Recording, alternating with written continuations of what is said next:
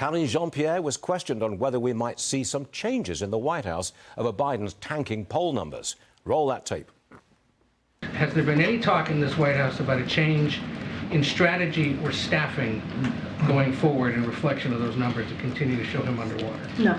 Should we be anticipating any departures of either cabinet officials or other senior officials? Look, I can't speak to people's personal decisions. We don't have anything to announce at this time. And, you know, we're going to continue to do the work that the president set out to do. We don't have anything to announce at this time. That was interesting. And look at this. It's an op-ed in USA Today. Earth to Democrats. Biden presidency is a dumpster fire. We need the former governor of Arkansas, whose name happens to be Mike Huckabee, joining us now. There are plenty of warning signs. Do you think there's something going on here, Governor? Well, it appears to be. When the press in the White House start really asking these kind of tough questions, they're all feeling it. I mean, right now for Karine Jean-Pierre, by the way, there's a talk show host in Nashville named Dan Mandis who has nicknamed her Cringe Jean-Pierre because he says every time she speaks, there's just cringing going on with what she says. But for them to claim that Biden's doing a great job and everything is coming up roses and Ethel Merman is just off stage warming up to sing, look, here's the reality. Trying to say that Joe Biden's presidency is doing well is like the captain of the Titanic coming out on the deck as it sinks and saying, folks, I have great news. We have decided to identify this ship as a submarine. Everything is going to be just fine. It just doesn't sell, and people aren't buying it. That's why Joe Biden's numbers are not just underwater. I mean, they're sinking rapidly. I want you to listen to Education Secretary Miguel Cardona.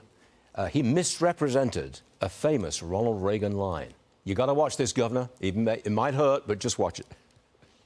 As I think it was President Reagan said, we're from the government. We're here to help. There are resources there, there's technical assistance there, and there's a playbook that could support the work you're doing. Count on us as a partner in this. Our students are waiting. Okay, that was a little longer than we expected, but here's what Reagan actually said. Roll that tape, please. The 9 most terrifying words in the English language are, I'm from the government and I'm here to help.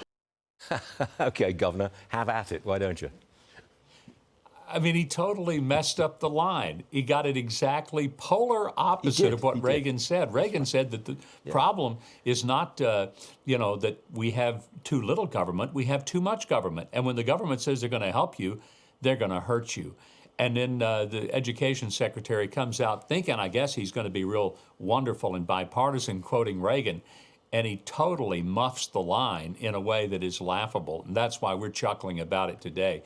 Let me make one more point. I heard those great numbers on online shopping that you just mentioned. 12.8 billion. 12.4. I just wanted you to know it's not that significant because my wife is personally responsible for most of that. And Lauren, sitting right next to me, is personally responsible for another chunk of it late last night, apparently. Oh, we'd get along just great. Hey, Governor, you're all right. Thanks for joining us this morning. We'll see you again soon. Got it. Thanks.